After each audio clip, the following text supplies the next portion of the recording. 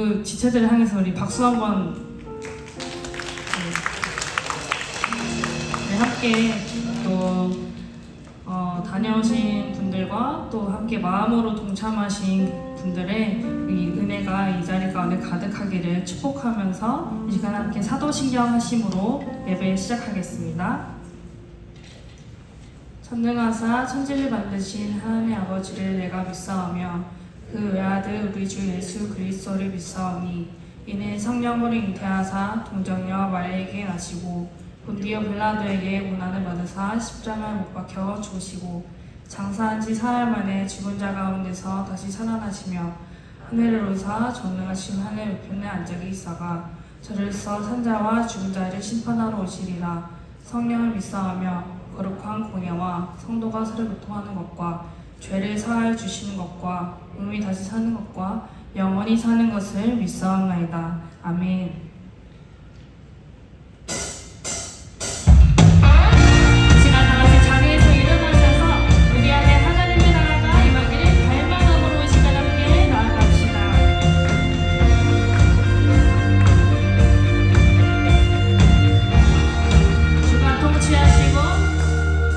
주가 통치하시고 다스리시는 나라 주를 향한 찬양이 멈추지 않는 고통과 아픔이 없는 하나님 나라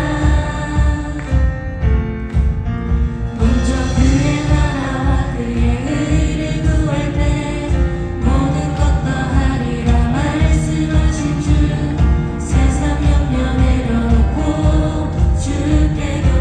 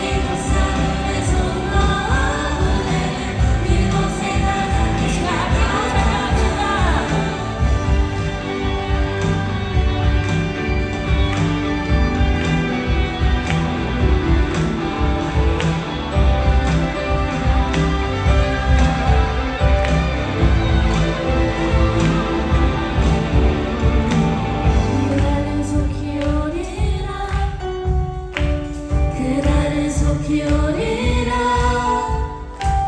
그날은 속히 오리라 그날은 속히 오리라 그날은 속히 오리라 그날은 속히 오리라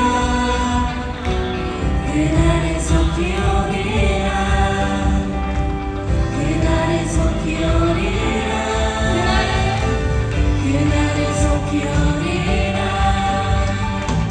그날은 속히 오리라 그날은 속히 오리라 그날은 속히 시간 선포합시다. 그날은 속히 오리라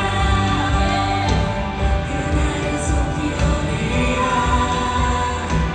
그날은 속히 오리라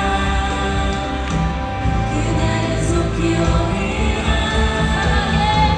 사방에 샘이 넘쳐 흐르고 사자와 어린 양은 기도는 그곳 어린이 독사눈에 손 넣어 노래는 그곳에 하나님의 나라가 사방에 샘이 넘쳐 흐르고 사자와 어린 양이 기도는 그곳 어린이 독사눈에 손 넣어 노래는 그곳에 하나님의 나라가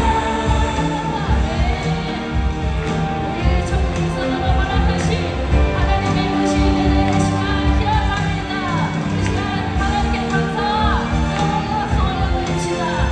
할렐루야. 아멘.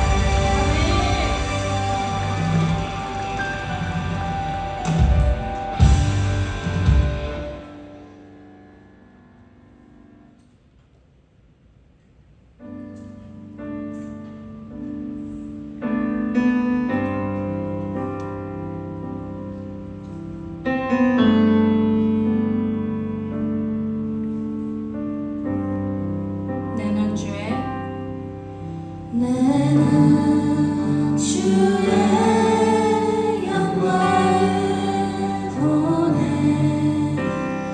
우리 가운데 계신 주님 그 빛난 영광 온 하늘 덮고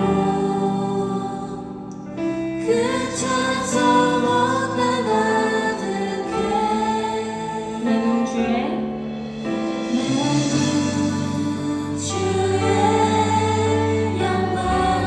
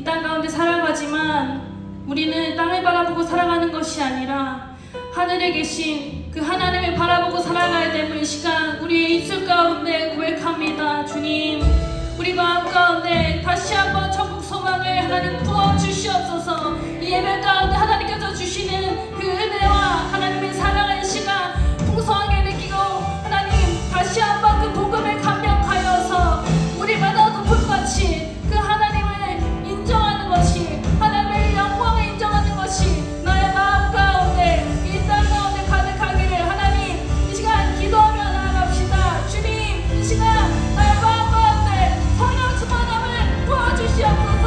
이 시간 주의 이름으로 부르짖고 기도합시다. 주여,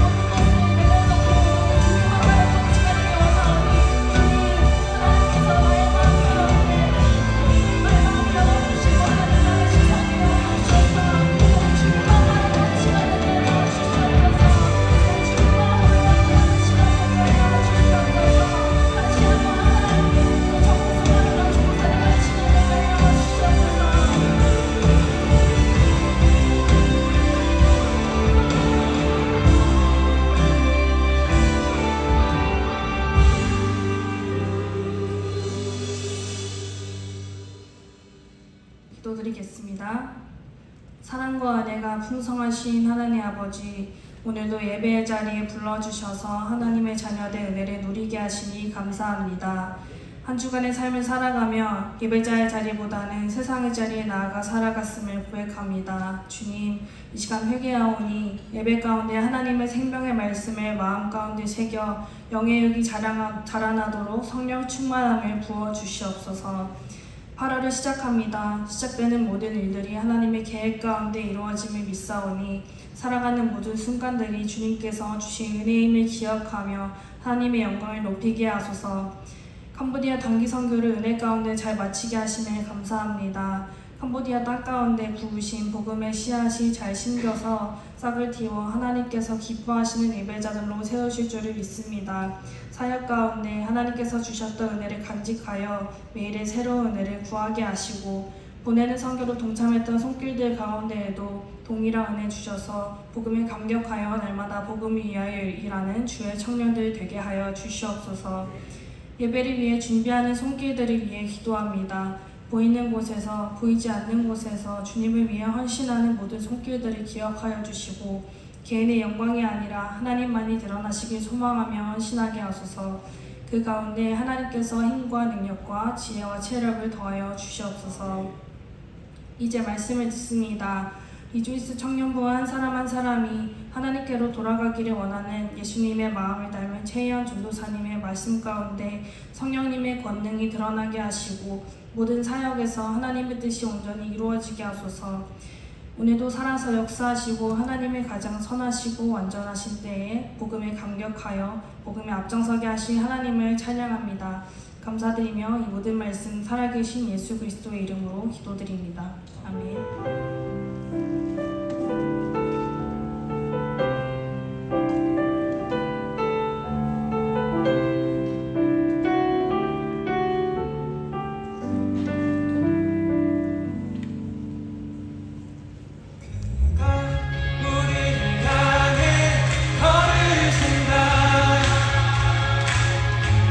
자랑스러운 백성들아 새 옷을 입고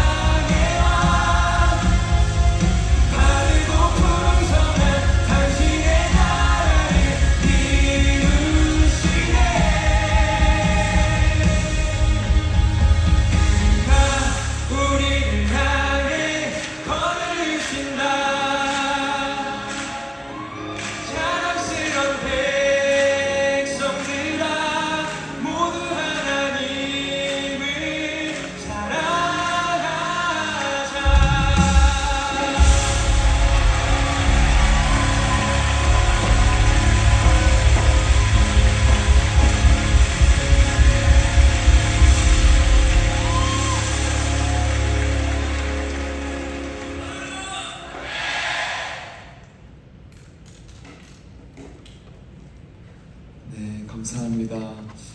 여러분들 선교에 많이 동참해 주시고 또 직접 동참하신 분들, 또 마음으로 동참하시고 또 찬조하시고 헌금해 주신 분들 정말 감사합니다. 이 선교 통하여서 그 땅 가운데에 많은 씨앗이 심겨지고 열매가 맺히고 있는 것을 계속 경험하고 있습니다. 한 번 갈 때는 몰랐는데 제가 세 번째 가니까 1년 1년 달라지는 것을 보면서 하나님의 일하심을 우리가 경험하게 되더라고요. 감사합니다. 오늘 말씀 보겠습니다. 이사야 6장 1절에서 13절의 말씀입니다.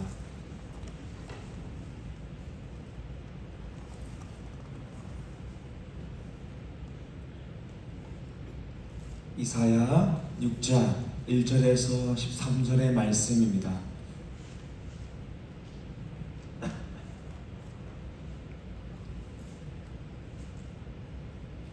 한 절씩 교독하여 읽고 13절은 합독하겠습니다. 우시야 왕이 죽던 해에 내가 본즉 주께서 높이 들린 보좌에 앉으셨는데 그의 옷자락은 성전에 가득하였고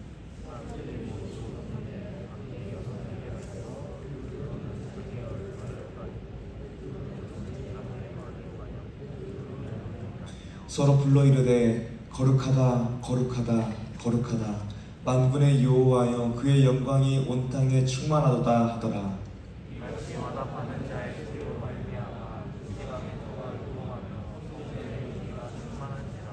그때에 내가 말하되 화로다 나여 망하게 되었도다.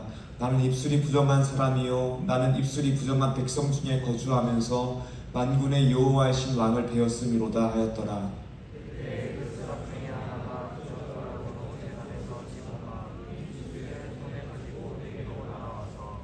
그것을 내 입술에 대며 이르되 보라 이것이 내 입에 닿았으니 내 악이 지하여졌고 내 죄가 사여졌느니라 하더라.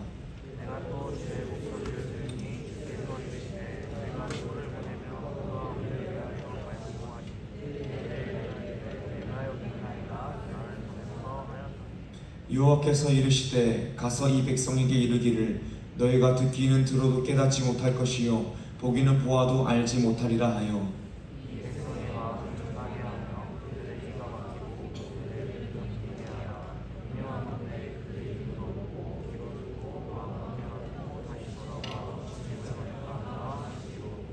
내가 이르되 주여 어느 때까지니이까 하였더니 주께서 대답하시되 성읍들은 황폐하여 주민이 없으며 가옥들에는 사람이 없고 이 토지는 황폐하게 되며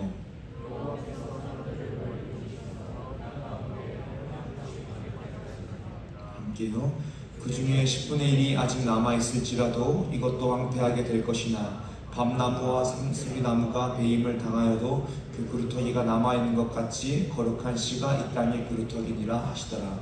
아멘.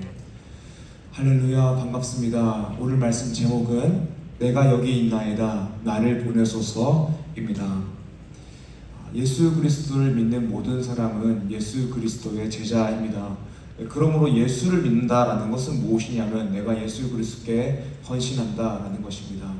그래서 우리가 찬양을 통하여서도 끊임없이 고백하는 것이 무엇이냐면 나의 삶이 내 것이 아니라 나의 삶이 주님의 것이라고 고백합니다. 그런데 문제는 무엇이냐면 많은 그리스도인들이 예수를 믿긴 하지만 예수님께 헌신하는 것에 있어서는 굉장히 큰 어려움들을 마주하게 됩니다. 사실 이것은 당연한 일입니다. 왜냐하면 예수님께서 누구든지 나를 따라오려거든 자기를 부인하고 자기 십자가를 지고 나를 따를 것이니라 라고 말씀하셨기 때문입니다. 참된 행복이라는 것은 하나님과 올바른 관계에 있는 존재 상태를 말하는데 저는 우리 예수 공동체에 처음 올 때부터 이 참된 행복에 대해서 선포하고 가르쳤습니다. 그런데 행복이라는 키워드를 사용하니까 찾아오게 되는 문제점들이 있는 것을 느꼈습니다. 결국 신앙생활이라는 것은 자기 중심성에서 하나님 중심성으로 옮겨가는 과정인데 행복이라고 표현하니까 신앙을 자기 중심성으로 이해하는 분들이 오해하는 분들이 있다라는 것입니다.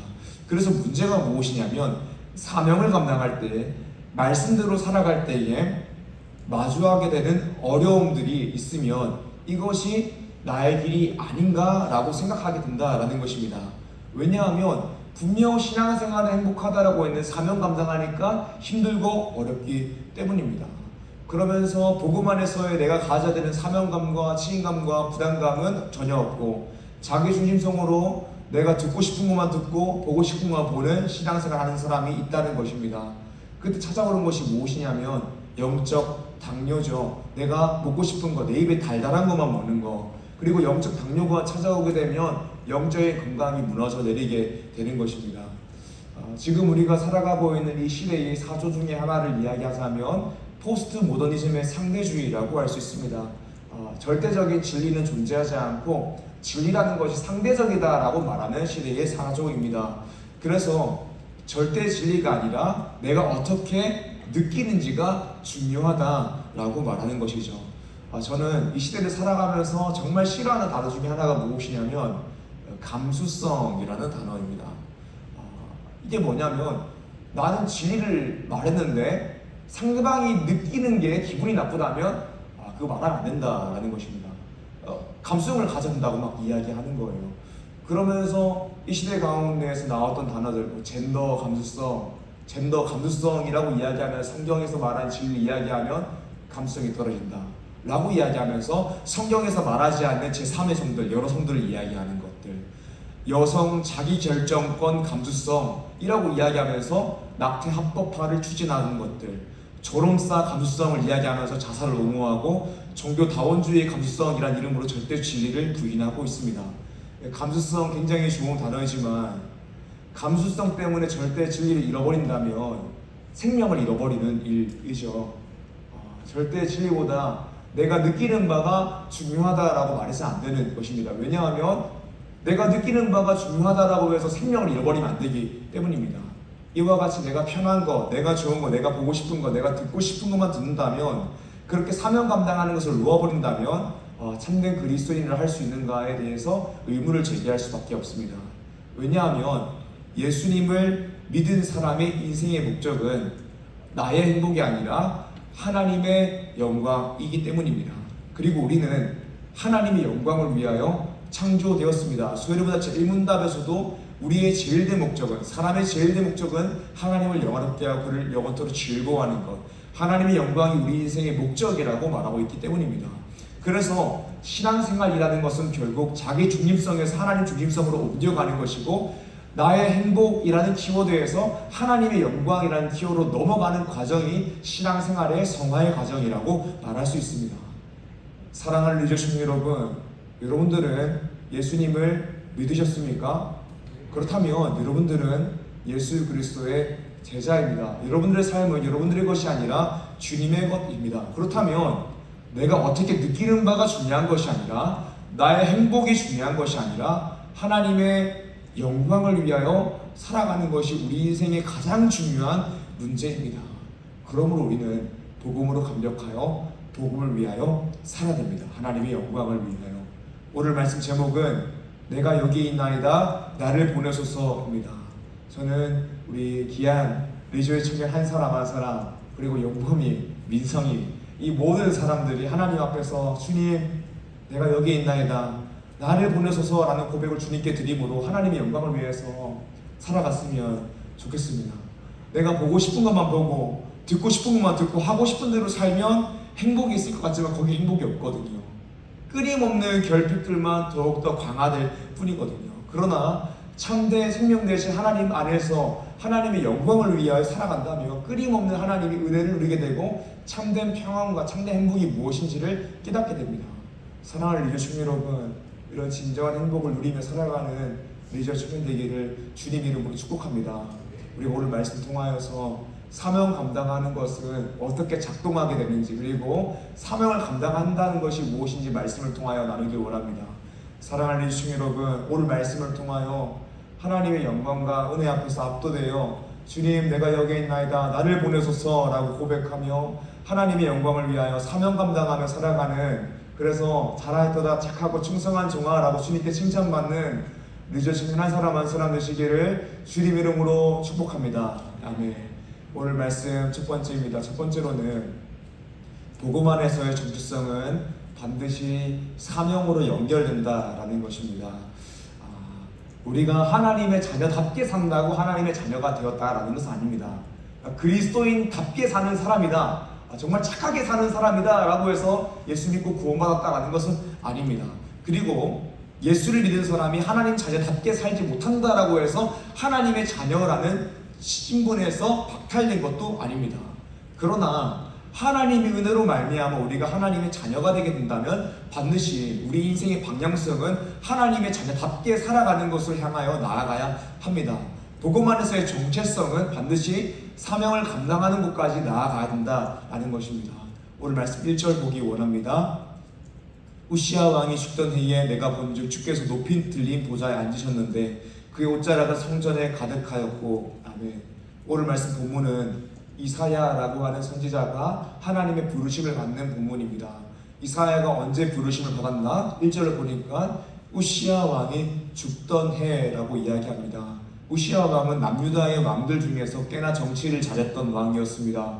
그래서 그가 통치할 때에 남유다가 부국강병을 이루었고 나라 가운데에 평화가 있었습니다. 물론 마지막에는 조금 안 좋게 죽긴 했지만 사실상 우시아 왕은 남유다 모든 백성의 희망이었고 소망이었습니다. 그런데 우시아 왕이 죽게 되었습니다. 당시 국제정치적으로 그 당시에는 아수르가 팔레스타인 지역에 패권을 가진 국가로 성장하고 있었습니다. 아수르가 강력한 패권을 가지고 서쪽으로는 지중해까지 진출을 했고 남쪽으로는 애국까지 영향력을 미치고 있었습니다. 그래서 당시 팔레스타인 지역에 있던 많은 국가들, 남유다, 북이스라엘, 아람 같은 여러 나라들이 고민을 하게 되었습니다. 친아수르 정책을 할 것인가? 아니면 반아수르 정책으로 우리끼리 연합을 해서 친애국 정책을 하고 아수르를 막을 것인가? 라는 어떤 선택의 기로 가운데에 놓여 있었습니다. 남유다 역시 이 선택의 기로 가운데 놓여 있었습니다. 친아수르냐 반아수르냐. 사랑하는 여러분, 사실 이 고민은 별로 커다란 의미가 없는 고민입니다. 왜냐하면 성경을 보게 되고 실제 역사를 보게 되면 제국의 때는 그저 한때이고 역사를 주관하시는 분이 하나님이시기 때문입니다. 그래서 남유다가 친아수르를 한다고 살아남을 수 있는 것도 아니고 반아수르를 한다고 살아남을 수 있는 것도 아니었습니다. 그러므로 말씀을 통하여서 우리가 보게 되는 것은 남유다가 하나님을 선택하고 하나님을 의지하고 말씀대로 살아갈 때에 생존할 수 있다는 것이고 우리 역시도 그렇다라는 것이죠. 그런데 남유다 백성들이 어떻게 했냐면 하나님이 우리의 진정한 왕이라는 사실을 보지 못하고 현실 속에 보이는 압도적인 힘만을 바라보면서 갈팡질팡하고 있는 상황이었습니다. 이런 상황 가운데에서 남유다의 강력한 리더십을 가지고 있던 우시아 왕이 죽게 되었습니다. 그리고 이때 이사야 선지자가 부르심을 받습니다. 이사야 선지자가 부르심 받으면서 어떤 환상을 보게 됩니다. 어떤 환상을 보게 되냐면 우시아 왕은 죽었지만 이스라엘 가운데에 영원히 죽지 않으시는 만왕의 왕에 대한 환상이었습니다. 말씀 1절을 보니까 주께서 높이 들린 보좌에 앉으셨다라고 합니다. 이 의미는 무엇이냐면 하나님께서 만국을 다스리시는 통치자, 왕이라는 것입니다. 그리고 하나님의 옷자락이 성전 가운데 가득하고 온 열방 가운데에 가득하며 그분이 온 땅을 다스리고 계시다라는 것입니다. 그리고 하나님을 영광하는 하나님의 영광을 찬송하는 천사들이 환상 가운데에 보였습니다. 2절에서 4절의 말씀입니다. 스랍들이 모시고 섰는데 각기 6날개가 있어 그 둘로는 자기의 얼굴을 가리었고 그 둘로는 자기의 발을 가리었고 그 둘로는 날며 서로 불러이르되 거룩하다 거룩하다 거룩하다 만군의 여호와여 그의 영광이 온 땅에 충만하도다 하더라. 이가 차답하는 자의 소리로 말미암아 문지방의 터가 요동하며 성전의 연기가 충만한지라. 아멘. 환상을 보니까 주께서 높이 들린 보좌 가운데 앉으셨고 그 옷자락은 성전 가운데 가득하다라고 합니다. 그리고 스랍이 나오는데 스랍은 천사입니다. 원어적 의미로는 불꽃, 불타는 자를 의미합니다. 이 불꽃, 불타는 자인 천사, 스랍들이 하나님의 영광을 찬양합니다. 어떻게 찬양하냐면 거룩하다, 거룩하다, 거룩하다 만군의 여호와여 그의 영광이 온 땅에 충만하도다라고 찬양합니다. 이들이 이렇게 찬양하자 찬양 소리로 인하여 문지방의 터가 요동하며 성전의 연기가 충만했습니다. 사랑하는 여러분, 우시아 왕이 죽던 해에 이사야가 보게 된 환상이 무엇입니까? 스랍들이 온 땅의 왕이신, 온 땅의 주인이신 하나님을 찬양하는 것이었습니다. 거룩하다, 거룩하다, 거룩하다 만군의 여호와여 그의 영광이 온 땅에 충만하도다라고 찬양하는 모습을 이사야가 보게 되었습니다. 이 환상이 이사야에게 그리고 남유다 백성에게 주는 의미가 무엇입니까?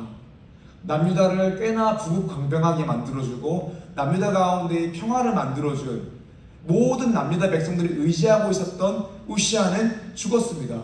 그래서 남유다가 소망이 끊어지는 것만 같았습니다. 왜냐하면 파도 같은 국제적인 상황 가운데에서 우시아 왕이 죽었기 때문입니다. 그런데 이사야가 보게 된 환상이 무엇이냐면 우시아 왕이 죽어도 괜찮다라는 것입니다. 왜냐하면 만왕의 왕이신, 죽지 않고 영원히 살아계시는 왕이신 하나님의 영광이 온 땅 가운데에 충만하기 때문입니다. 사랑하는 주신 여러분, 이사야는 환상을 통하여서 놀라운 하나님의 영광을 목도했습니다. 하나님의 영광을 찬양하는 천사들을 보았습니다. 우리가 이런 하나님의 영광, 하나님을 찬송하는 천사들, 하나님의 위대하심을 바라보게 되면 우리의 삶 가운데에 어떤 일이 일어날까요? 계속해서 말씀 보겠습니다. 5절입니다. 그때 내가 말하되 화로다 나여 망하게 되었도다. 나는 입술이 부정한 사람이요 나는 입술이 부정한 백성 중에 거주하면서 만군의 여호와의 신 왕을 배웠음이로다 하였더라. 아멘. 이사야가 환상을 통하여서 하나님의 영광을 목도한 후에 했던 고백이 무엇이냐면 화로다 나여 망하게 되었구나 입니다. 이사야가 하나님의 영광 속에서 하나님의 영광을 노래하는 천사들의 노래를 듣고 그 하나님의 영광이 너무나도 위대하니까 나도 그 노래에 참여해 하나님의 영광을 찬송하고 싶은데 내 입술은 도저히 하나님을 찬송할 수 없는 부정한 입술임을 깨닫게 된 것입니다. 그래서 이사야가 한 고백이 무엇이냐면 나는 입술이 부정한 백성 중에 거주하면서 만군의 여호와신 왕을 배웠음이로다 라고 고백한 것입니다. 사랑하는 주신 여러분, 그러니까 진정으로 하나님의 영광을 목도한 사람 가운데 일어나는 변화가 무엇이냐면 내가 어떤 존재인지를 알게 되는 것입니다. 우리가 하나님의 영광을 목도하게 되면 내가 어떤 존재를 알게 됩니다. 우리가 어떤 존재입니까? 죄로 인하여 비참한 존재입니다. 하나님의 은혜가 없으면 죽을 수밖에 없는 비참한 존재입니다. 왜냐하면 우리 가운데에 죄가 있기 때문입니다. 이사야 말대로 우리는 부정한 존재입니다. 그래서 우리가 하이레벨 교회 문답을 통해서 배웠던 것도 우리가 유일한 위를 얻기 위해서 가장 먼저 나의 죄와 비참함을 알아야 한다라는 것이죠. 그런데 우리가 나의 죄와 비참함을 알게 되면 어떤 변화가 생깁니까? 나의 죄와 비참함의 문제를 해결할 수 있는 방법을 찾게 됩니다. 그것이 무엇입니까? 하나님의 은혜를 사모하게 되고 하나님의 은혜를 구하게 됩니다. 그러면 하나님의 은혜가 찾아오게 됩니다. 그런데 우리가 기억할 것은 무엇이냐면 내가 하나님의 은혜를 구했기 때문에 하나님의 은혜가 찾아온 것이 아니라 하나님의 은혜이기에 하나님의 은혜가 우리 가운데에 찾아오고 하나님의 은혜 우리 가운데 찾아왔기 때문에 내가 나의 죄와 비참함을 깨닫게 되었고 하나님을 만나게 된 것이죠. 6절에서 7절의 말씀입니다. 그때 그 스랍 중에 하나가 부젓가락으로 제단에서 짚은 바 핀 숯을 손에 가지고 내게로 날아와서 그것을 내 입술에 대며 이르되 보라 이것이 내 입에 닿았으니 내 악이 죄하였고 내 죄가 사하여졌느니라 하더라. 아멘. 내가 부정한 사람이라는 것을 깨닫게 된 이사야가 나는 부정한 사람입니다 라고 고백하고 있는데 스랍 중에 하나가 부젓가락으로 입술에 숯불을 대어 줍니다. 그리고 내 악이 제하여졌고 내 죄가 사해졌다라고 합니다. 이제 이사야는 하나님의 은혜로 말미암아 부정한 자에서 정한 자가 되었습니다. 그때 우리 인생 가운데 일어나는 변화가 무엇일까요? 하나님의 은혜로 말미암아 우리가 복음 안에서 정체성을 가지게 되면 우리 인생 가운데 어떤 변화가 일어날까요? 오늘 말씀 8절입니다. 내가 또 주의 목소리를 들으니 주께서 이르시되 내가 누구를 보내며 누가 나를 위하여 갈꼬 하시니 그때 내가 이르되 내가 여기에 있나이다 나를 보내소서 하였더니 아멘. 사랑하는 리조충 여러분, 우리가 하나님의 은혜 안에서 복음 안에서의 정체성을 가지게 되면 주님의 마음을 알게 됩니다. 하나님의 목소리가 들리게 됩니다. 이 땅을 보며 탄식하시는 주님의 목소리가 우리 귀에 들리게 됩니다. 그 목소리가 무엇입니까? 내가 누구를 보내며 누가 우리를 위하여 갈 꼬입니다. 이 어둡고 폐역한 세상 속에서 이 죽어가는 영혼들을 살리기 위해 누가 복음을 들고 누가 말씀을 들고 저 세상 가운데에 나아갈 거라고 하시는 하나님의 애타는 그 마음이 우리 가운데에 느껴진다라는 것입니다. 언제요? 하나님의 은혜로 복음 안에서의 정체성을 가지게 될 때요. 그때 복음 안에서의 정체성을 가진 하나님의 자녀, 하나님의 백성 어떻게 대답하게 될까요? 이사야는 이렇게 대답했습니다. 주님, 내가 여기 있습니다. 나를 보내소서 라고 대답했습니다. 사랑하는 주님 여러분, 우리가 하나님의 은혜로 말미암아 예수 그리스도의 십자가 공로로 말미암아 제사함을 받고 하나님의 자녀가 되었습니다. 이 과정 가운데에서 우리 역시 하나님의 은혜로 하나님의 영광을 목도하고 나의 죄와 비참함을 깨닫고 예수 그리스도를 나의 구주를 영접함으로 말미암아 의롭다 칭함을 받았습니다. 부정한 자에서 정함을 받게 되었습니다. 그때 우리 가운데 일어난 변화가 무엇입니까? 하나님의 은혜로 복음 안에서의 정체성을 가졌기 때문에 복음 안에서의 정체성이 우리로 하여금 사명 감당하는 대로 나아가게 하는 것입니다. 왜냐하면 우리 마음 가운데에 하나님의 목소리가 들리기 때문입니다.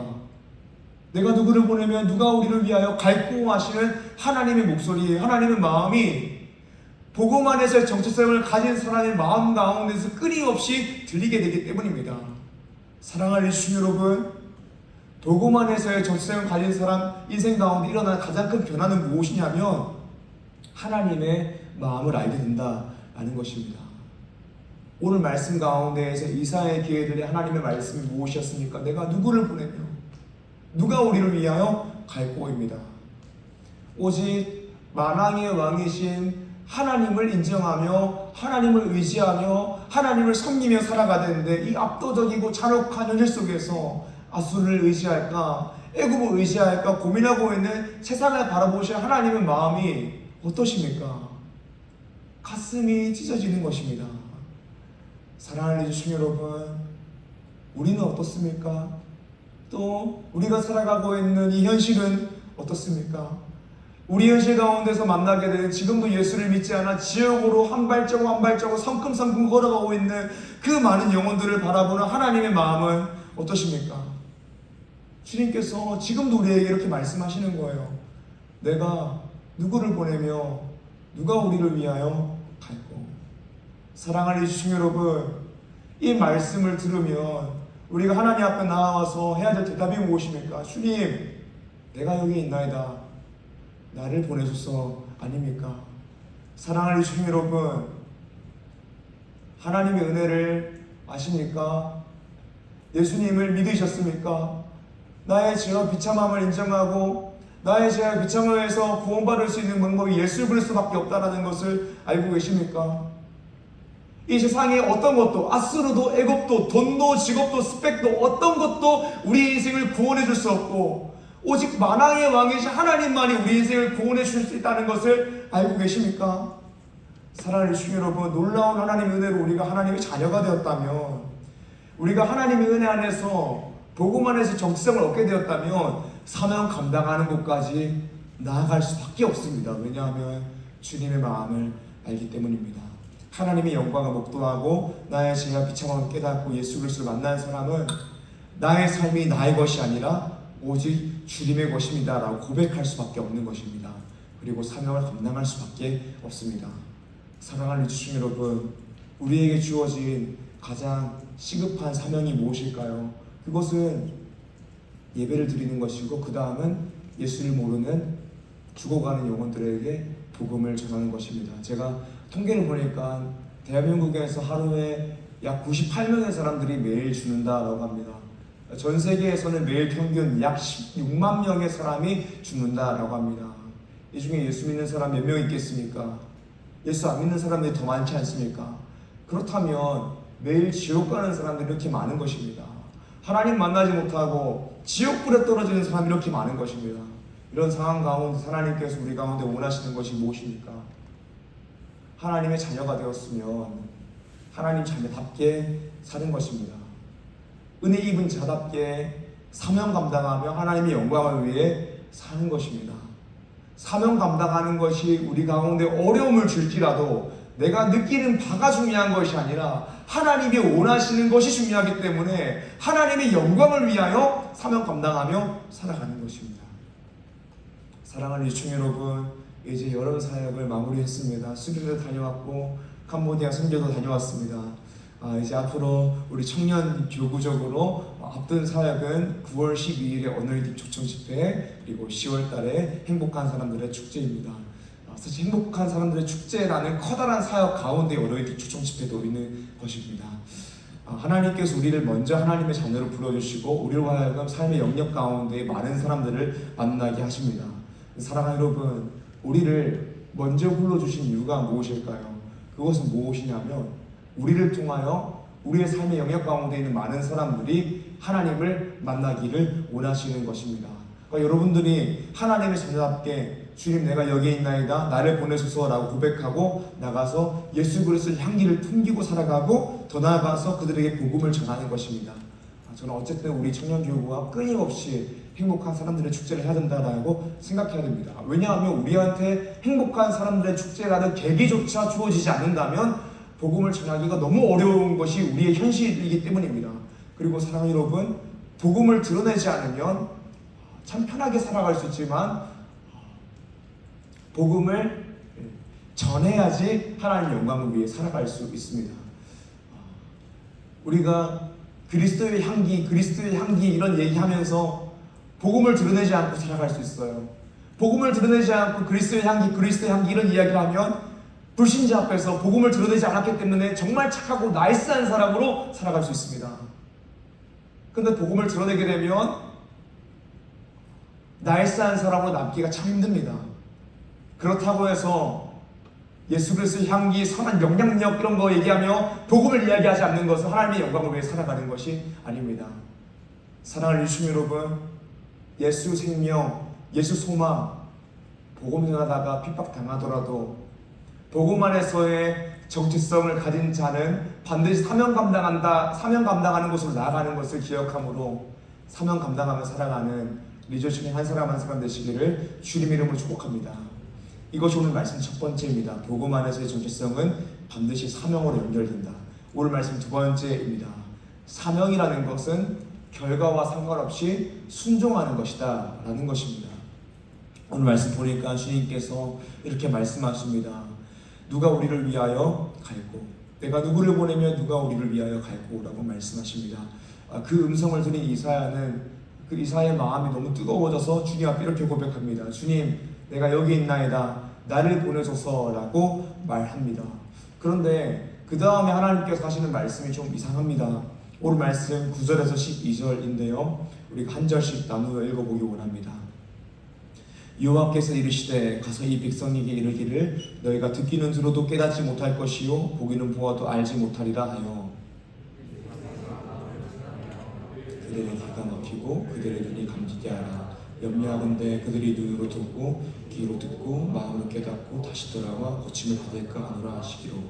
내가 이르되 주여 어느 때까지니이까 하였더니 주께서 답하시되 성읍들은 황폐하여 주민이 없으며 가옥들에는 사람이 없고 이 토지는 황폐하게 되며 여호와께서 사람들을 멀리 옮기셔서 이 땅 가운데에 황폐한 곳이 많을 때까지니라. 아멘. 사랑하는 주님 여러분, 우리 마음 가운데 있는 기대가 무엇이냐면 우리가 하나님의 말씀에 순종해서 하나님의 부르심, 하나님의 보내심에 순종해서 우리가 가게 되면 우리의 삶 가운데에 많은 순종의 열매가 맺히는 것을 기대합니다. 우리를 통하여 많은 복음의 열매가 맺히기를 기대합니다. 우리를 통하여 많은 예배의 열매가 맺히기를 기대합니다. 그리고 내가 하나님의 말씀에 순종할 때에 내가 엄청난 보람을 느끼길 원합니다. 그런데 오늘 말씀을 보니까 주님께서 내가 누구를 보내며 누가 우리를 위하여 갈고 라고 말씀하시고 이사야가 내가 여기 있나이다 나를 보내소서 라고 하면 순종하며 가는데 주님께서 하시는 말씀이 이상합니다. 뭐라고 말씀하시냐면 너가 나의 부르심에 순종해서 남유다 백성이 가서 말씀을 전하더라도 그들이 듣기는 들어도 깨닫지 못할 것이다. 너가 말씀을 선포해도 그들의 마음이 더욱더 완악해질 것이다 라고 말씀하십니다. 그러니까 너가 살아있는 동안 정말 열심히 살아가겠지만 너가 살아있는 동안 너의 사역을 통한 열매를 너는 보지 못할 것이다.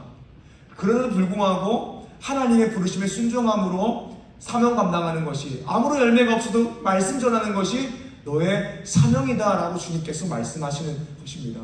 우리가 작년에 예레미야서 말씀을 나눴는데 예레미야의 부르심 역시 그렇죠. 주님께서 예레미야에게 가서 말씀을 전하라고 말씀하시는데 예레미야가 주님 나는 아이라 말할 줄 모릅니다 라고 합니다. 근데 주님께서 뭐라고 말씀하십니까? 예레미야서 1장 6절에서 7절 말씀입니다. 내가 이르되 슬프도소이다 주 여호와여 보소서 나는 아이라 말할 줄을 알지 못하나이다 하니 여호와께서 내게 이르시되 너는 아이라 말하지 말고 내가 너를 누구에게 보내든지 가며 내가 내게 무엇을 명령하든지 너는 말할지니라. 아멘. 주님께서 너는 아이라 말하지 말고 못한다라고 말하지 말고 내가 너를 누구에게 보내든지 가며 내가 너에게 무엇을 명령하든지 너는 말할지니라 라고 말합니다.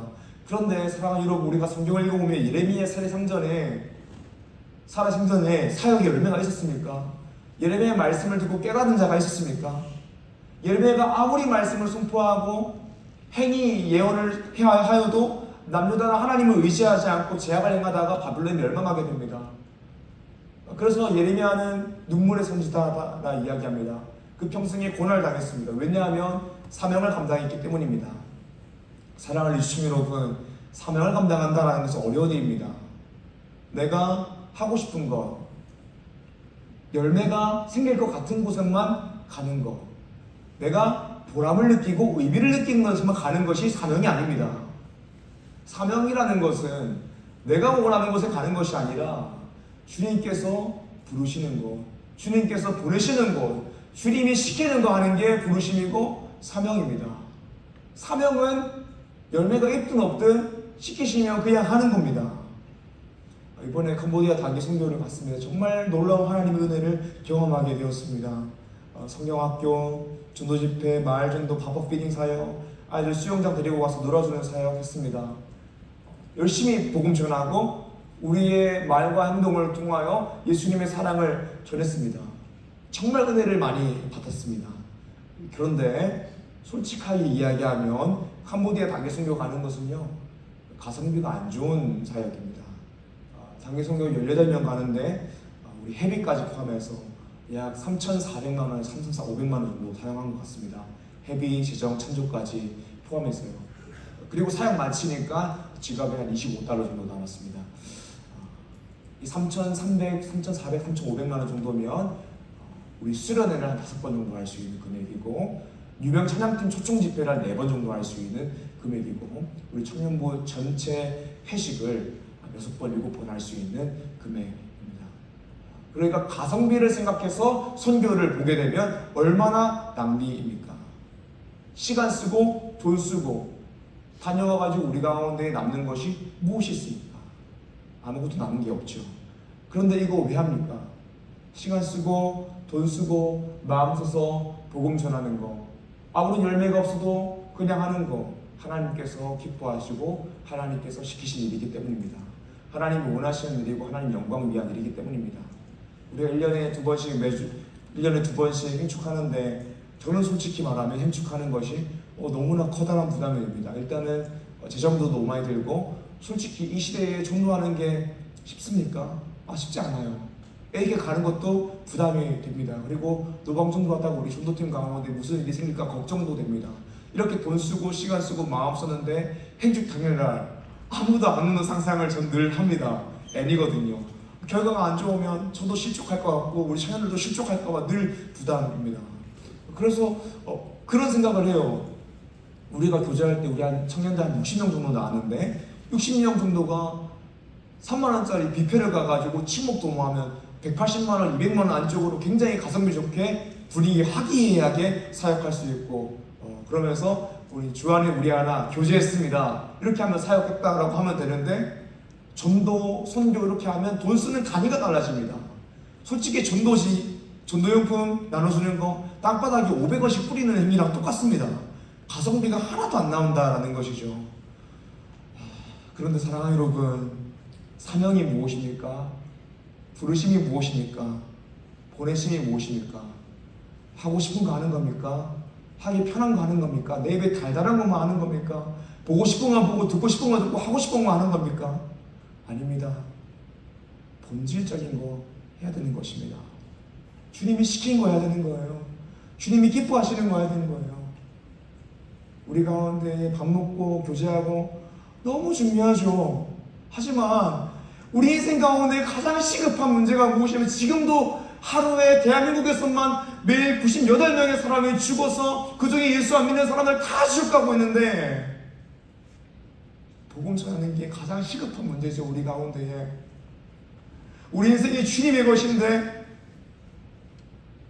그 돈 복음 전하는 데 쓰는 것이 하나님 기뻐하시는 일이죠. 말씀 보니까 이사야에게 하나님께서 너가 사명 감당해도 너의 살아생전에 너의 사역에 대한 열매를 맛보지 못할 것이다 라고 말씀하십니다.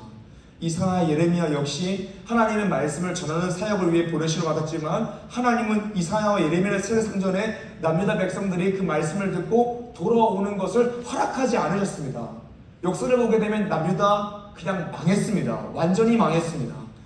그러나 아주 망한 것은 아니었습니다. 주님의 때가 되었을 때에 돌아오게 하셨습니다. 이사야와 예레미야는 살아생전에 그들이 돌아오는 것을 보지 못했지만 망하고 시간이 지난 후에 돌아오게 되었습니다. 그리고 이사야를 기준으로 약 700년 후에 예수 그리스도를 보내주심으로 인류의 문제가 해결되게 되었습니다. 그러니까 우리가 사명을 감당할 때 기억할 것이 무엇이냐면 하나님은 내 생각대로, 내 기대대로, 내가 생각하는 그 시간과 내가 생각하는 그 방법대로 일하시는 분이 아니라 하나님은 하나님의 시간에 하나님의 방법대로 일하시는 분이라는 것입니다. 그러므로 우리 인생 가운데 아무런 사역의 열매가 없을지라도 우리는 성령의 열매로서 하나님께서 맡기신 일들을 묵묵하게 감당해야 된다는 것입니다. 유명한 전도 예화가 있죠. 저도 몇 번 했던 예화인데 프랭크 제너라는 복음 전도자가 있습니다. 이 사람은 호주의 시드니 조지 스트리트에서 28년 동안 전도를 했습니다. 그는 매일 지나가는 사람들의 손을 붙잡고 이렇게 이야기했습니다. 실례합니다. 혹시 오늘 밤 돌아가신다면 천국에 가실 확신이 있으십니까?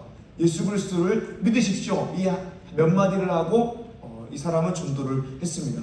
그는 이 일을 무려 28년 동안 반복을 했습니다. 하지만 긴 세월 동안 그의 인생 가운데에 그 자리에서 회심한 사람을 보지 못했습니다. 한 번도 회심의 열매를 맛보지 못했다라는 것입니다. 그런데 영국에 있는 딕슨 목사라는 사람이 조사를 하게 되었는데 그 조사에 따르면 그 현장에서 회심한 사람은 없었지만 100명이 넘는 사람이 그때 복음을 듣고 회심하게 되었다라는 것을 영국 딕슨 목사가 조사했습니다. 왜냐하면 딕슨 목사가 전도 집회를 돌아다니면서 조지 스트리트에서 무명의 복음 전도자를 통하여 회심한 사람이 있느냐라고 조사했는데 조사된 사람이 100명이 넘었기 때문입니다. 고린도전서 3장 6절에 7절 말씀입니다.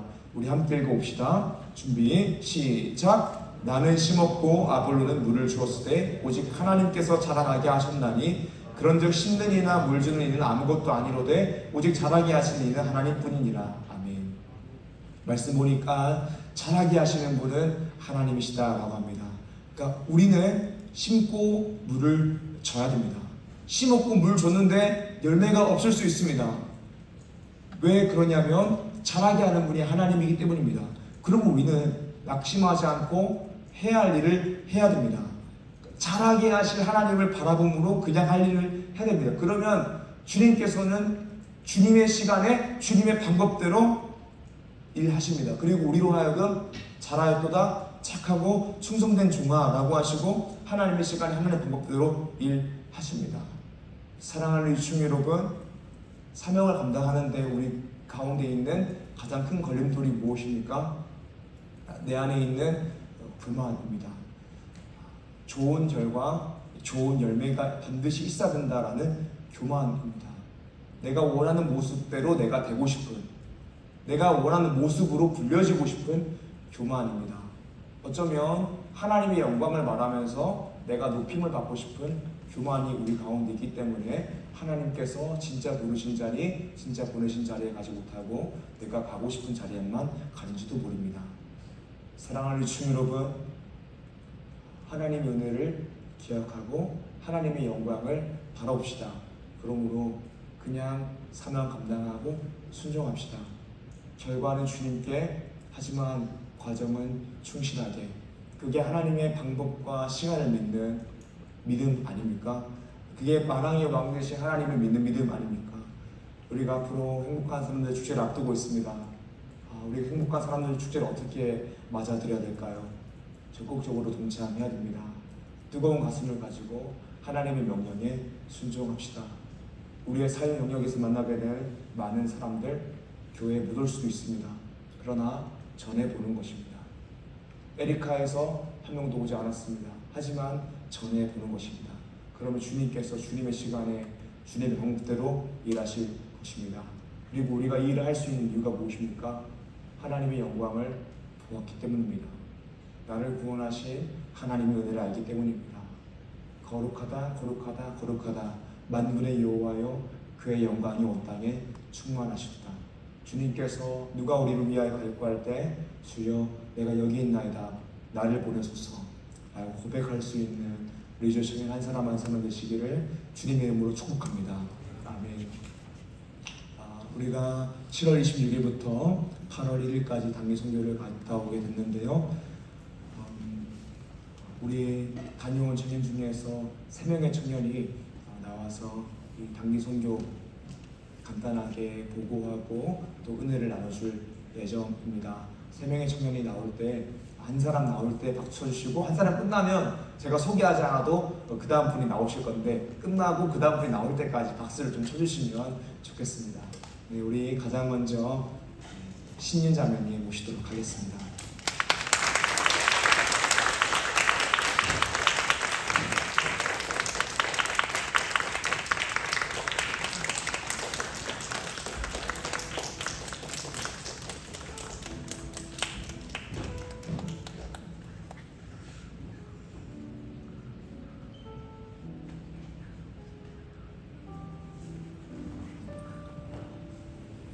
중립서 안녕하세요.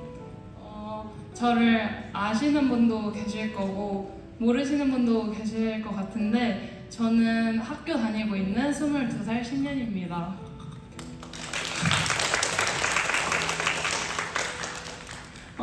저는 이번 선교를 통해서 가장 크게 느낀 것이 2가지가 있는데 하나는 사랑이고 다른 하나는 하나님의 일하심이었습니다. 이번 선교는 저에게 첫 선교였는데 그래서 출발하기 전부터 좀 많은 걱정을 했던 것 같아요. 그 중에서도 제일 걱정이 됐던 건 이제 내가 가서 아이들을 진심으로 사랑해줄 수 있을까였고 지금 유치부도 섬기고 있고 아이들을 좋아하지만 뭔가 생김새도 다르고 사용하는 언어도 다른 아이들을 만나는 건 처음이라 캄보디아 가는 비행기 안에서까지 그 걱정을 좀 했던 것 같습니다. 그리고 이제 도착한 첫날 호텔에서 경건회를 하는데 김태현 선교사님께서 아이들은 우리를 통해 예수님의 사랑을 느끼고 배우게 됩니다 라는 말씀을 하셨는데 이 한마디가 선교 기간 내내 제 마음의 길잡이가 되었던 것 같습니다. 이 말을 듣는 순간 내가 아이들을 사랑해야 한다라는 부담보다는 예수님의 사랑을 흘러보내는 통로가 되어야겠다. 되면 되겠구나 라는 마음이 들었습니다. 그때부터는 뭔가 부담도 확실히 덜어지고 더 이상 걱정을 하지 않게 되었던 것 같아요. 그리고 선교를 하면서 깨달은 것은 사랑은 아이들한테 준 것만이 아니라 저희도 엄청 받았다는 건데요. 생김새도 다르고 말도 통하지 않고 그런 외국인을 보면 저희는 경계를 하기 마련이잖아요. 근데 아이들은 잘생긴 사람만 좋아한다던가 아니면 예쁜 사람만 좋아한다던가 아니면은 뭐 누구 하나 그러니까 뭐 그런 거 상관없이 누구 하나 빠짐없이 저희를 똑같이 사랑해 주었습니다. 그런 모습을 보면서 저는 예수님의 사랑이 어떤 사랑인지 다시 한번 배우게 되었고 하나님께서는 저희가 봉사하는 사람이라 아니면 믿는 사람이라 아니면 괜찮은 사람이라 이래서 저희를 사랑하는 것이 아니라 그냥 인간이기에 있는 그대로를 봐주시고 저희를 사랑해 주신다고 그렇게 느꼈습니다. 그리고 선교 마지막 날 이제 소감을 다 같이 나누는 시간이 있었는데요. 그때 문득 한 가지가 떠올랐습니다. 제가 수련회 때 가장 간절하게 간구하며 기도드렸던 제목이 주님의 사랑을 배우게 해주세요랑 복의 통로로 사용해 주세요였는데요. 뭔가 마지막 날에 그렇게 선교 기간을 돌아보니까 그 기도에 하나님께서 하나씩 응답해 주셨다는 것을 깨달았습니다. 그 순간 하나님께서는 이미 모든 것을 계획하고 계셨고 제가 드렸던 기도도 결코 헛되지 않았다는 것을 깨달았습니다. 이번 선교는 저에게 단순히 봉사하고 돌아온 시간이 아니라 하나님께서 저를 얼마나 사랑하시는지 그리고 그 사랑을 어떻게 흘려보내야 하는지를 직접 배우게 하는 시간이었습니다. 또 한 가지를 크게 느꼈던 건 하나님의 일하심이라고 했는데요. 사실 선교를 가기 전에는 이 일주일도 안 되는 짧은 시간 동안 내가 하나님을 위해서 어떻게 일을 해야 하지? 라는 생각을 했는데 근데 선교를 하면서 깨달은 것은 저희가 하나님을 위해서 일하는 것이 아니라 하나님께서 이미 그 캄보디아 땅에서 일하고 계셨고 저희는 그 일에 잠시 동참한다는 것을 깨닫게 됐습니다. 캄보디아는 저희가 보기에도 환경이 정말 열악했고 생활도 쉽지 않은 곳이었습니다. 하지만 그런 곳에서도 아이들은 밝게 웃으면서 정말 해맑게 하나님을 찬양했고 목회자가 되고 싶다는 사람들도 있었습니다. 이 모습을 보면서 정말 복음은 국경을 넘는구나. 예수님께서 2000년 전 제자에게 맡기신 복음이 수많은 사람들을 통해 이어져 지금의 캄보디아의 작은 마을까지 전해지고 있다는 사실이 정말 놀라웠습니다. 그리고 지금도 하나님께서는 그 땅에서 끊임없이 사람들을 만나시고 교회를 세우시고 다음 세대를 일으키고 계십니다. 이번 선교는 저에게 하나님께서 얼마나 크신 분이신지 다시 바라보게 하는 시간이었습니다. 한국에서만 역사하시는 게 아니라 캄보디아에서도 그리고 우리가 보지 못하고 있는 곳에서도 상상하지 못하고 있는 곳에서도 동일하고 일하고 계시는 하나님을 보게 되었습니다. 저는 그 하나님의 일하심 가운데 아주 작은 부분이라도 함께 할 수 있었다는 것만으로도 정말 큰 은혜였습니다. 이번 선교는 끝났지만 하나님께서 제게 맡기신 선교는 이제부터 시작이라고 생각합니다. 앞으로도 제 삶이 예배가 되고 제 삶이 선교가 되어 누구를 만나든 예수님의 사랑을 전하는 사람이 되고 싶습니다. 캄보디아 아이들처럼 인종과 외모, 언어를 넘어서 하나님께서 한 사람 한 사람을 사랑하시는 것처럼 저도 모든 사람을 사랑하며 하나님께서 기뻐하시는 복의 통로로 쓰임받는 삶을 살기를 소망합니다. 그래야 예수 쓰랄라인데야. 예수님은 당신을 사랑하십니다. 감사합니다.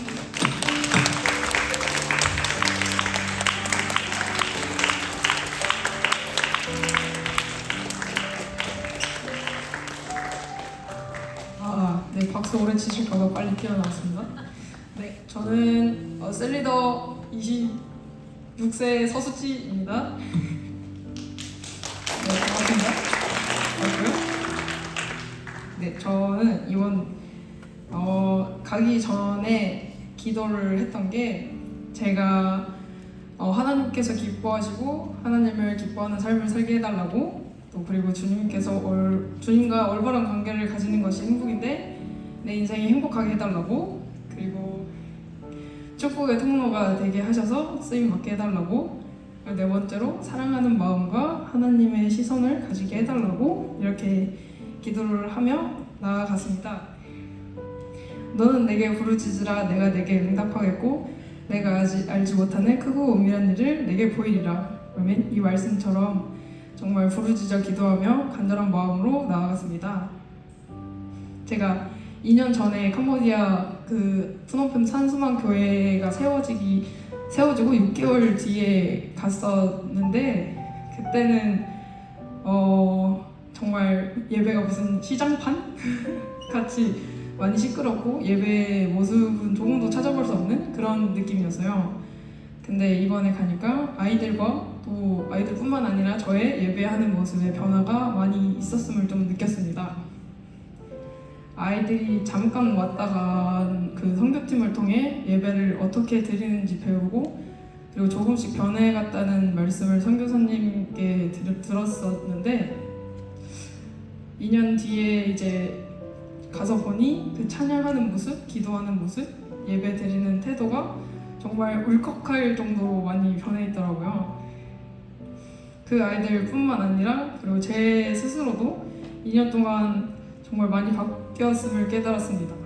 서열이 문답이랑 하이델베르크 그리고 하이델베르크 요리 문답 그리고 어성경 등을 통해서 또 말씀도 많이 배우고 기도하는 방법들도 정말 많이 배우고 그렇게 하면서 하나님의 말씀을 제 마음에 또 깊이 새기고 그리고 내 인생의 목적이나 하나님께서 저를 어떻게 바라보시는지 그리고 나에게 무엇을 진짜 원하시는지 그리고 사랑이 뭔지 제 마음에 조금씩 깊게 새겨주셨더라고요. 네, 그렇게 24년도에 선교회에서 많이 힘들었고 지쳐서 25년도엔 안 가겠다고 다짐을 하고 그랬는데 점점 변화되면서 사명 감당해야겠다 하고 선교회에 다시 가겠다고 결정을 하게 됐었습니다. 저의 여러 가지 변화들이 있었는데 아이들을 향한 마음이 좀 많이 바뀌었습니다. 그 당시에는 사실 뭘 해야 될지 몰라서 쉬기만 하고 밖에 나가서 애들 놀아줄 생각을 정말 하나도 못했었는데 25년도 선교 영상이나 사진을 보면서 민성이나 다른 친구들, 고등부 애들을 진짜 신나게 놀아주는 모습을 보고 아이들이 즐거워하는 모습을 보고 아 나도 이번에는 쉬지 말고 진짜 미친 듯이 한번 놀아보자 이런 마음으로 가서 진짜 네 그렇게 갔었는데 아무리 멋진 공연을 준비하고 아이들 준비하고 또 보여줘도 아이들과 함께 밖에서 뛰어놀고 이름도 불러주고 안아주면서 노는 게 하나님의 사랑을 전하는 가장 좋은 방법임을 또 그때 깨달았던 것 같아요. 또 선교사님께 그냥 얘기해 주신 게 그냥 놀아주고 안아주는 것만으로도 하나님의 사랑을 흘려보낼 수 있다. 네, 그걸 또 알려주셔서 진짜 더 미친 듯이 놀았던 것 같습니다. 나의 부족함에도 전혀 상관없이 하나님께서 또 일하시는 곳에 내가 서 있으면 그냥 쓰시고 사람으로 만들어서 쓰신다는 것을 또 깨달았던 것 같습니다. 네, 그래서 다시는 제가 부족해서 이래서 저래서 못하겠습니다 이런 말씀을 안 드릴 거고요. 그렇게 다짐했습니다. 또 캄보디아 아이들이 정말 얼마나 예쁜지 그 아이들 웃는 모습을 보면 다들 사랑에 빠지실 겁니다. 근데 그 아이들을 보는 나의 마음이 하나님께서 저희를 보시는 마음이라는 것을 또 깨닫게 됐습니다. 쉽지 않은 삶, 사랑이 부족해서 어떻게든 사랑을 받고 싶어서 나아오는 아이들의 모습을 보면서 하나님께서 그리고 저희가 이제 아이들을 붙잡고 함께 기도하는 그 시간에 이 잃어버린 한 영혼, 이 작은 한 영혼들이 하나님께서 돌아오시는 걸 얼마나 기뻐하실지 그 말씀을 제 마음에 깨닫게 해주셨습니다. 그때 제게 주신 사람들이 막 떠오르더라고요. 그 예수님을 믿지 않는 가족들, 그리고 저희 세런들, 또 고등부 친구들, 학교 동기들, 함께 알바하는 동료들, 그리고 함께 동역해주시는 전도사님과 부장님, 부감님, 그리고 저희 리더들. 하나님께서 이 한 사람 한 사람 얼마나 귀하게 여기시는지 저에게 깨닫게 해주신 것 같아요. 그리고 또 변화됐던 게 복음을 전하는 저의 마음 상태 그리고 생각의 변화였습니다. 예전에 복음 전하는 걸 너무 무서워해서 벌벌 떨고 막 뒤로 빠지고 저는 이따 하겠습니다 난리도 아니었거든요. 근데 이번에는 복음을 씨앗을 뿌리는 일이 하나님께서 또 엄청 기뻐하시는 일이라는 것과 정말 제가 쓰임받는 일이라는 것을 알았기 때문에 또 씨앗을 키우고 자라게 하시는 것은 하나님께서 하실 일이라는 걸 알았기 때문에 더 담대하게 그리고 주님의 일하심을 기대하면서 나아갈 수 있었습니다. 오직 성령이 너희에게 임하시면 너희가 권능을 받고 예루살렘과 온 유대와 사마리아와 땅끝까지 이르러 내 증인이 되리라 하시니라. 아멘. 이 말씀처럼 하나님께서 저희에게 선교하라고 또 복음 전하라고 사명을 주셨죠. 저희 캄보디아 선교 갔다 오고 나서의 느낀 점을 정말 한마디만 얘기를 하자면 캄보디아가 고향이고 한국이 선교지구나 였습니다. 왜 그렇게 느껴질까 한참을 생각해 봤는데 캄보디아에 있으면서 몸은 지치고 또 몸은 지쳐도 마음과 영적인 회복이 정말 엄청 풍성했기 때문이라고 또 생각을 합니다. 서연이 문답, 제1문답을 보면 내 삶의 제일된 목적은 무엇인가? 나의 인생의 목적은 무엇인가? 내가 태어난 이유는 무엇인가? 생각해봤을 때 하나님을 영화롭게 하고 그분을 영원토록 즐거워하는 일이다 라고 나옵니다. 한국에서 가지고 있던 모든 인간적인 고민이랑 생각을 다 내려놓고 선교지에서 진짜 하나님만 바라보고 하나님의 역사하심을 경험하고 주님께서 주시는 은혜만 풍성히 누리고 오게 해달라고 정말 각오하는 마음으로 결단한 마음으로 그렇게 갔었는데 정말 감사하게도 기도 응답해주셔서 저 평안 가운데 캄보디아 선교를 했습니다. 예배하고 돌아오면 예배하고 예배 준비하고 찬양하고 기도하고 전도하고 나눔하고 교제하고 아이들이랑 놀고 조금 쉬고 약간 이런 이 패턴의 연속이었는데 이렇게 사역을 하다가 이제 한국행 비행기를 타는 순간 한숨이 나오더라고요. 또 가면은 경제적인 문제, 또 친구들 인간관계 문제, 또 학교 진로 진학 이런 문제 여러 가지 문제들이 너무 많이 생각이 나면서 한숨이 많이 나더라고요. 그리고 가장 크게 저의 한숨을 쉬게 만들었던 건 나 거기 이제 또 선교하러 가야 되는구나. 믿지 않는 사람들이 나한테 주는 사람들이 진짜 너무너무 많다. 또 나한테 능력이 없는데 어떡하지? 하는 생각을 또 제가 하고 있더라고요. 근데 공항에서 나 이제 이 선교팀이랑 함께하는 순간이었는데 이제는 같이 하는 게 아니라 혼자 나가서 선교를 해야 된다. 너무 걱정이 된다. 이러면서 장난식으로 얘기했는데 저 고등부 친구 한 명이 왜 혼자냐. 하나님이 함께 하신다. 이렇게 얘기를 해주는 거예요. 그래서 그 마음에 또 위로를 얻고 또 다짐을 하고 결단을 한 것이 나 혼자 아니고 하나님께서 같이 하시니까 복음 전하면서 나의 삶으로 예배를 드리면서 그렇게 나아가야겠다. 그렇게 다짐을 했습니다. 다음에 꼭 같이 가요, 여러분. 감사합니다.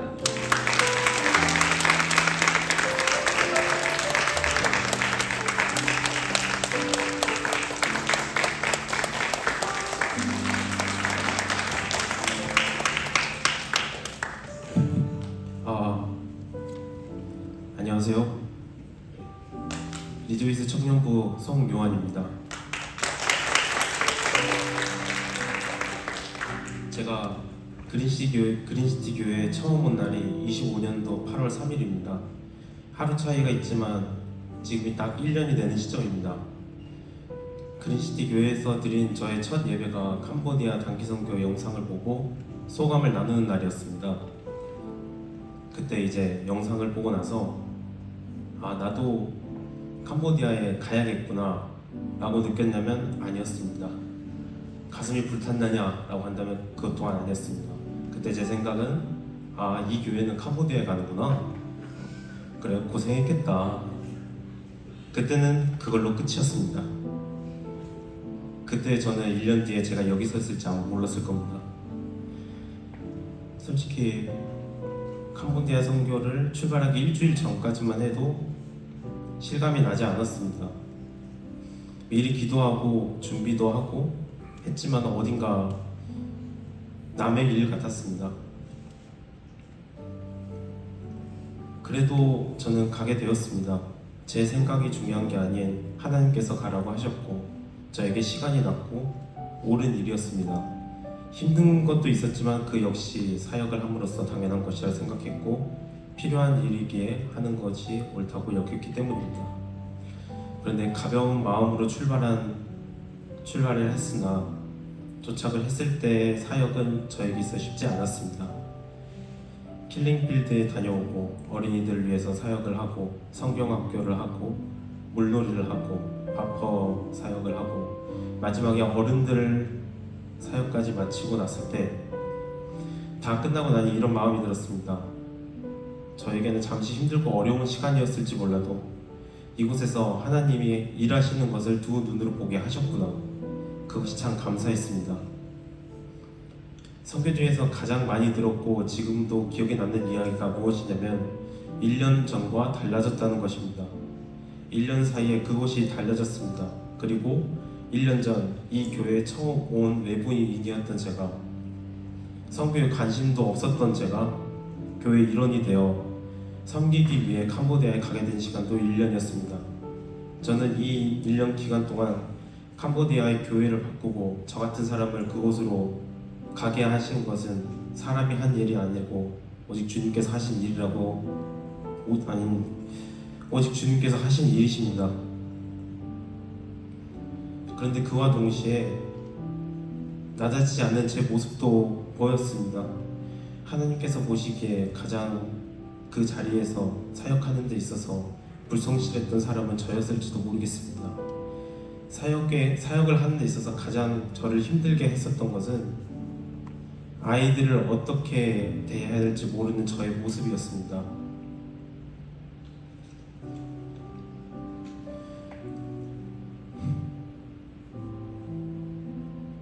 아이들에게 다가가서 예수님을 전하기 위해서는 더욱더 사랑하는 마음으로 다가가고 웃는 모습으로 다가가고 해서 좋은 기억을 만들어 주어야 할 텐데 저는 그것이 너무나도 쉽지 않았었습니다. 그렇게 저는 예배 시간에 드럼을 치는 게 마음이 편했었습니다. 아이들 사이에 들어가지 않아도 되었으니까요. 그래서 그런지 망설임 없이 아이들 속으로 들어가서 그들과 함께하는 고등부의 은찬이, 규성이, 은혁이, 주호, 민성이, 상윤이가 특히 커 보였습니다. 뒤늦게 마음을 다잡고 아이들과 놀아주기 시작했습니다. 그 시간을 통해서 아이들이 하나님과 예수님을 알아가기를, 어른들도 함께 알아가기를 바랐습니다.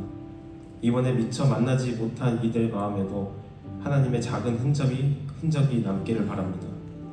성교 마지막 날 공항으로 가는 버스를 타려는데 한 캄보디아 친구가 다가와서 번역기 화면을 보여줬습니다. 거기에는 이렇게 적혀 있었습니다. 내년에 봐요. 저는 말 한마디 하는데 충분한 시간이 필요하고 한 번 내뱉은 말에 그 책임이 따른다고 여기에 내년이 어찌 될지도 모르는데 1년 뒤에 약속을 어떻게 해야 할지 참 막막했습니다. 근데 생각은 이렇게 하지만 그때 제 입에서 망설임 없이 그래 내년에 보자 라는 말이 튀어나왔습니다. 그 말이 캄보디아의 아이들에게 한 말인 것만이 아니라 저에게 하시는 말씀이라고 고백합니다. 저는 낮아지기를 원합니다. 그러나 그것이 저의 의지와 책임으로 되는 일이 아님을 압니다. 내년에 다시 보자고 한 그 말도 제 안에 계신 성령님과의 동행으로 순종하며 지켜지기를 원합니다. 더욱 주님의 마음에 합한 자가 되기를 원합니다. 소중한 시간 함께한 귀한 믿음의 형제 자매들 그리고 저의 아버지 되신 주님께 감사드립니다. 아멘.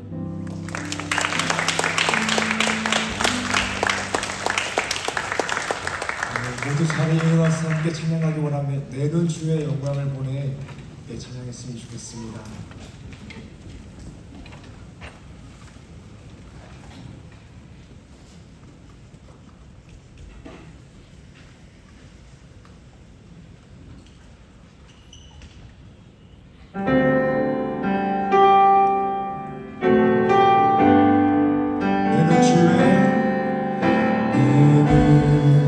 주의 영광을 보내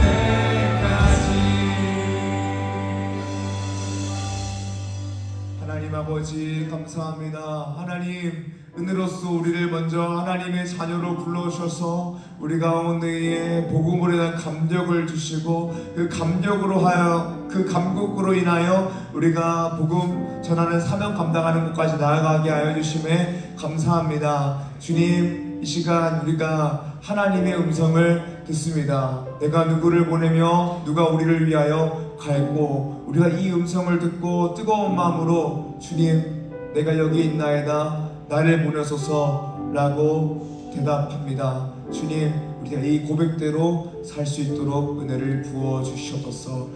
그러므로 우리의 삶 가운데에 어떠한 열매가 보이지 않더라도 하나님의 영광을 목도하며 그저 말씀대로 살아가는 리저 청년 한 사람 한 사람 되게 하여 주시옵소서. 감사합니다. 예수님 이름으로 기도드립니다. 아멘. 주님께서 가르치신 기도로 오늘 예배를 마무리하겠습니다.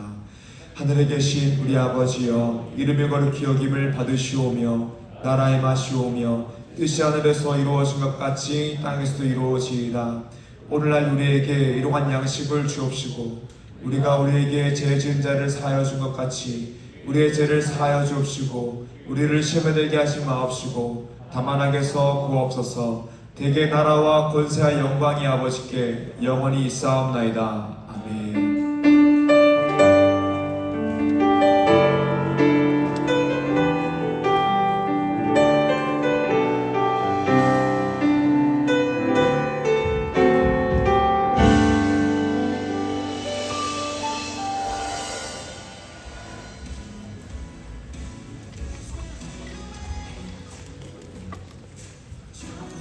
오늘도 리더십 예배에 나오시는 분들 진심으로 환영을 축복합니다. 저희 캄보디아 언어를 좀 배워야겠죠? 자, 안녕하세요는 쭌리엄 수어입니다. 가보겠습니다. 자, 양옆에 보시면서 쭌리 수어 인사하겠습니다. 쭌리 수어, 쭌리 수어. 이따가 가실 때는 쭌리 리어로 인사하시면 되거든요. 앞뒤로 지금 한번 연습해볼게요. 쭌리 리어, 쭌리 리어. 여기 굳이 제가 하는 이유는요, 캄보디아 갔다 오신 분들은 뭐 이미 익숙한 말이지만 여러분들 잘 모르시잖아요. 안 가신 분들. 이게 선교는 우리의 일입니다. 여러분의 일이에요. 나의 일이에요. 하나님께서 저희에게 주신 일이에요. 여러분들 아직 못 가시는 분들 꼭 한번 가시길 바라는 마음으로 오늘 하루 동안은 이 인사말 잊지 않고 함께 나누셨으면 좋겠습니다. 그래서 저도 작년에 그랬어요. 내가 저 선교 꼭 가야겠다. 내가 가서 경험해야겠다. 결단한 것처럼 여러분들 마음에도 이런 결단이 있길 바라면서 제가 말씀드린 거니까 꼭 잊지 않고 이렇게 인사해주시면 좋겠습니다. 광고하겠습니다. 혹시 오늘 처음 오시고 계시다면 나가셔서 오른쪽에 세 가지 있습니다. 거기서 함께 예배하시는 것라고 부르신 그 하나님의 뜻을 나누면서 서로 아는 시간 가졌으면 좋겠습니다. 저희 오늘 초청 찬양 집회가 이제 생각보다 얼마 남지 않았어요. 한 달 조금 넘게 남은 것 같은데 9월 12일 토요일 날 오후 5시부터 시작이 되고요. 이 초청 찬양 집회에서 어떤 분들과 함께 했느냐, 우리 지인들이에요. 아직 예수를 알지 못하거나 아니면 예수님과 함께 뜨겁게 예배하기를 원하는 모든 사람들입니다. 예배드릴 수도 있고 예배자가 아닐 수도 있죠. 하지만 분명한 것은 찬양하는 게 목적입니다. 그래서 찬양 맞는 사람들 함께 찬양하고 예배할 수 있도록 저희가 먼저 마음을 다잡고 그렇게 지인들에게 하겠으면 좋겠습니다. 저희 세가족셀 배정 말씀드리는데요. 잠깐 일어나실 수 있을까요? 이현선 선생님? 바로 앞에 지금 이제 누나 되시는 이현진 자매님 계시는데 그분의 친동생이에요. 셀 배정은 조석 기세님 맞나요? 어디 있지? 네, 바로 앞에 있거든요. 손 한번 들어주세요. 조석 기자매님. 아니요? 수지 셀이요? 오케이. 여기 보이시는 서수지 셀리더님이에요. 함께 가셔서 셀을 하시면 좋겠습니다. 또 광고사항이 있나요? 네, 축복한다고 합니다. 감사합니다.